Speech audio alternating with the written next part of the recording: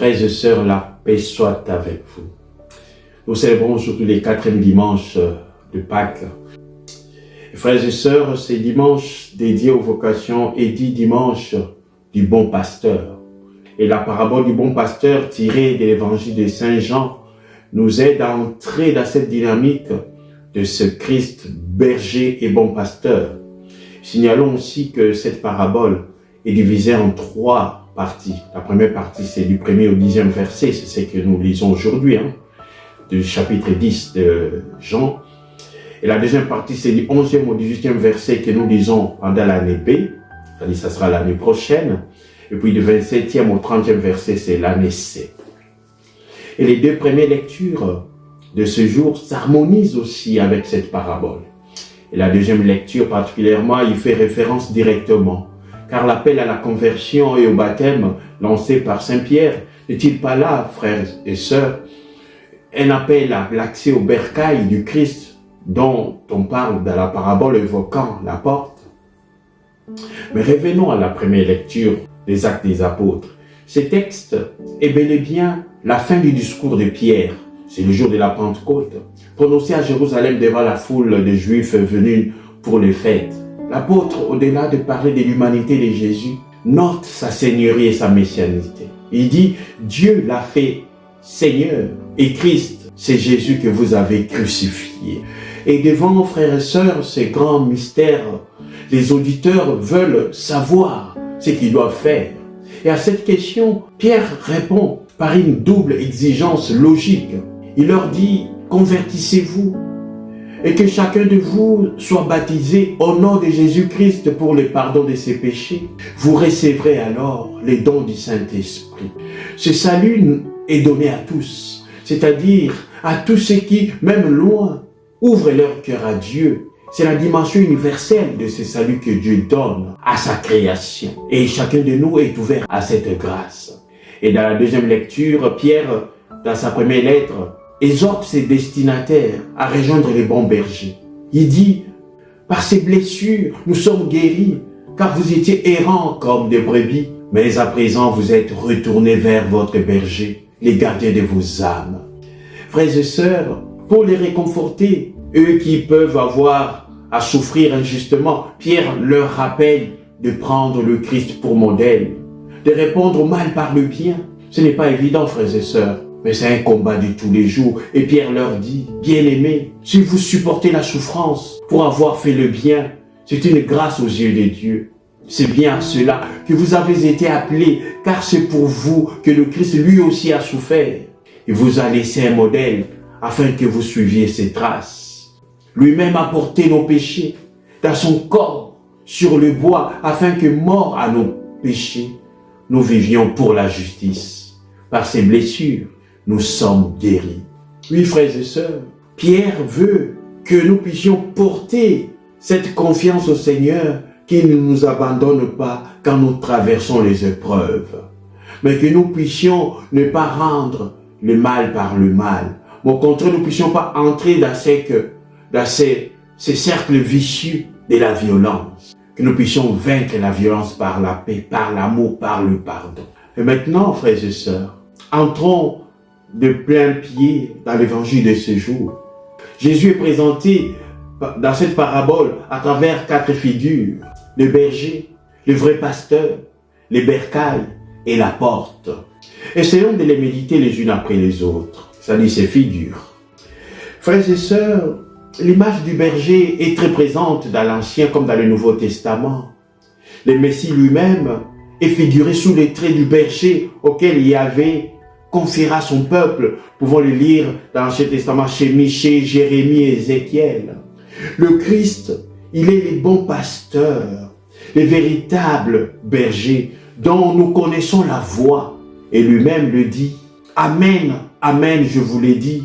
Celui qui entre par la porte, c'est le pasteur, le berger de brebis. Le portier lui ouvre et les brebis écoutent sa voix. Ces brebis à lui, il les appelle chacune par son nom et il les fait sortir. Quand il a poussé dehors toutes les siennes, il marche à leur tête et les brebis le suivent car elles connaissent sa voix. Oui, frères et sœurs, les brebis connaissent la voix du Maître. du berger.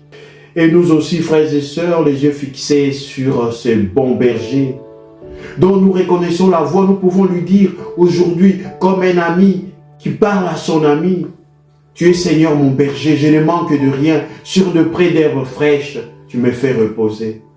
Tu me mènes vers les eaux tranquilles et me fais reposer. Tu me conduis par le juste chemin pour l'honneur de ton nom.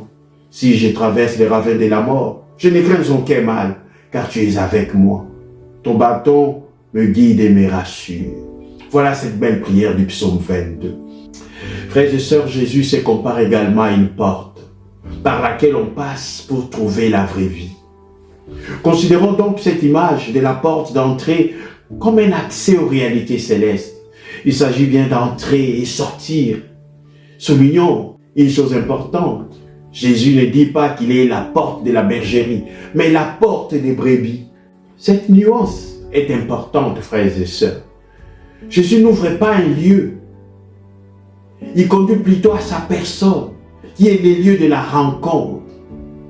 Si quelqu'un passe par moi, il sera sauvé. Il pourra aller et venir, c'est-à-dire la liberté de mouvement. Et il trouvera un pâturage. Il est la porte comme médiateur unique. Et il est venu marcher sur nos chemins pour qu'à son écoute et à sa suite, nous ayons la vie en abondance. Frères et sœurs, la vie en abondance auprès de lui. Le Seigneur, il est également le bercail. Il nous abrite en lui par un lien profond d'amour et de confiance. Car brebis que nous sommes appelés à y trouver sécurité et refuge. Et toi, mon frère, ma sœur, quel est ton bercail? Quelle voix de berger reconnais-tu? Quel bon pasteur tu suis? Quel bon berger tu suis? Car oui, nous sommes des brebis. Souvenons-nous du berger qui va à la recherche de la brebis perdue jusqu'à ce qu'il la retrouve et qui prend soin de chacune avec une attention toute particulière apportée à la plus faible. Le Seigneur prend soin de chacun de nous parce qu'il est le bon berger. Mais si nous sommes des brebis, le Seigneur nous prévient que les voleurs, les bandits peuvent aussi entrer dans l'enclos, non pas pour prendre soin de brebis, mais pour les égorger, pour s'en servir. Alors méfions-nous de ces bandits et de ces voleurs qui nous mènent à la mort. Car les bergers mènent à la vie, mais les voleurs, les bandits mènent à la mort. Alors, frères et sœurs, Jésus nous invite à cette vigilance nécessaire pour ne pas répondre à n'importe quelle sollicitation, à n'importe quel appel. Pour cela, il faut discerner quelle est la voix de celui qui parle. Quelle voix dois-je reconnaître? C'est alors que je chercherai à reconnaître cette voix amie qui me parle dans mes joies, dans mes difficultés, dans mes épreuves, dans mes questionnements.